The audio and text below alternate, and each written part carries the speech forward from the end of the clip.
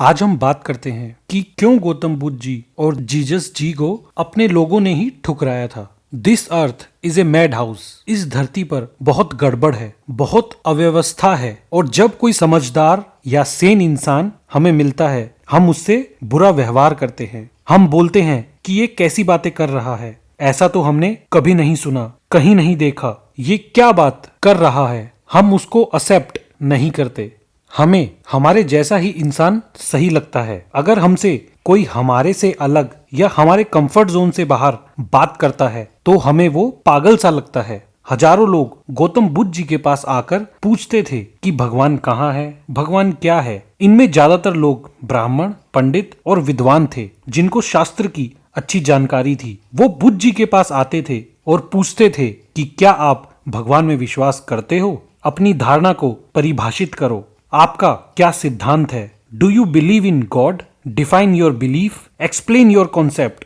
और गौतम बुद्ध जी बोलते थे कि आप भगवान के बारे में मुझसे ना पूछो। भगवान को समझाना अंधे इंसान को लाइट समझाने के बराबर है। वह समझाया नहीं जा सकता। वो इस बात पर जोर देते थे कि मैं एक डॉक्टर हूँ, मैं आपकी आंखों का इलाज कर सकता हूँ और आपकी आंखों की रोशनी वापस ला सकता हूँ। उसके बाद आप अपने आप देख सकते हैं और लाइट आपको दिखाई दे सकती है। मेरे प्रकाश को देखने से मदद नहीं मिलने वाली है। मैं प्रकाश को देख सकता हूँ, मैं इसका वर्णन भी कर सकता हूँ, लेकिन यह आपको कोई विचार, कोई हेल्प देने वाला नहीं है कि यह क्या है। I may see the light, I may even describe it, but it is not going to give you any idea of what it is.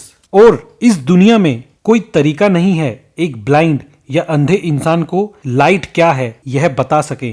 Light is an experience. Light एक अनुभव है, समथिंग एग्जिस्टेंशियल, अनएक्सप्लेनेबल। यह अस्तिविहीन और अस्पष्टनीय है। भगवान परम प्रकाश है, सभी रोशनी के पीछे का प्रकाश है, सभी रोशनी का स्रोत है। God is the ultimate light, the light behind all the lights, the source of all lights. How can God be explain to you if you are blind? इसीलिए बुद्ध जी ने कभी भगवान के बारे में बात नहीं की। और फिर वो पंडित, वो विद्वान वापस जाकर अफवाहें फैलाते थे कि वो इंसान किसी भी सवाल का जवाब नहीं देता क्योंकि उनको कुछ नहीं पता। अगर उनको पता होता तो वो जवाब जरूर देते। वो तो इसका जवाब भी नहीं देते कि क्या तुम भगवान पर विश्वास करते हो। वो हाँ या ना में भी जवाब दे सकते थे। हम जो भी सवाल पूछते हैं वो उसको गोल गोल कहावतों के साथ घुमा देते हैं। वो अफवाह फैलाते थे कि वो एक नास्तिक है, वो लोगों को धोखा दे रहे हैं, वो लोगों को भ्रष्ट कर रहे हैं। और ऐसे ही सारे हिंदुओं ने उन्हें ठुकरा दिया। और वो अब तक के सबसे बड़े और विद्वान हिंदू थे। He was the purest Hindu possible, the very quintessence of Hinduism. वो एक शुद्ध हिंदू थे। जैसा वेदों और उपन्यासों में लिखा था वो वैसे हिंदू थे। वो इस धरती की सबसे तीव्र इच्छा यानी deepest longing of this land थे, लेकिन उनको जड़ से उखाड़ दिया और यहाँ से बाहर भेज दिया या फेंक दिया गया। Buddhism disappeared from India. एक अंश भी नहीं छोड़ा गया था उस समय उनका, लेकिन उनका बहुत सम्मान किया गया। तिब्बत में, चाइना में, Korea, Japan, Thailand, Burma, Sri Lanka, पूरे एशिया कॉन्टिनेंट में उनको प्यार मिला, उनका सम्मान किया गया। लेकिन इंडिया में उनको भुला दिया गया था। एक भारतीय सामान्य दिमाग ने, एक छोटे दिमाग के इंडिया ने, द इंडियन मीडियोकर माइंड, इसका भारत देश से मतलब नहीं है, लेकिन कुछ छोटे दिमाग के इंसानों से मतलब है। एक औसत दिमाग का इंसान किसी समझदार को आगे नहीं बढ़ने देता।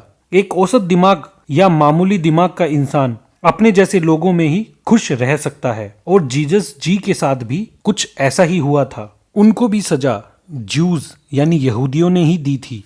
जीसस भी ज्यूज यानी यहूदी ही थे।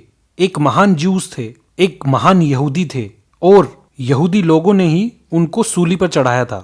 He was the greatest flowering of the Jewish consciousness, the uttermost experience. लेकिन यहूदी लोगों ने ही उनको क्यों ठुकराया था? उनको तो खुश होना चाहिए था, लेकिन वो खुश नहीं थे उनसे, क्योंकि उनके वहां होने से, जीसस जी के वहां होने से, उनकी उपस्थिति ने उन्हें बहुत ही औसत दर्जे या सामान्य दिमाग का महसूस कराया। यही उनका अपराध था। His presence made them feel very mediocre, that was his crime. और उनको सजा मिली। इतने ऊंचे दर्जे का दिमाग होने की, उन लोगों से अलग होने की, फॉर बीइंग सो बियॉन्ड, उन लोगों से बेहतर होने की, उन लोगों से ज्यादा सुंदर और सुखद होने की, फॉर बीइंग सो ग्रेसफुल, ऐसे प्यार को लाने के लिए, उनकी उपस्थिति के लिए उन्हें दंडित किया गया। उनके वहां होने से लोग अपने आप को छोटा महसूस करते थे, इसीलिए उन्हें दंडित किया गया। उनको वहां से हटाया गया ताकि औसत दर्जे या कम दिमाग के लोगों को आराम महसूस हो सके। He had to be removed so the mediocre mind could feel at ease. Jesus was not killed by Jews. He was killed by mediocre mind.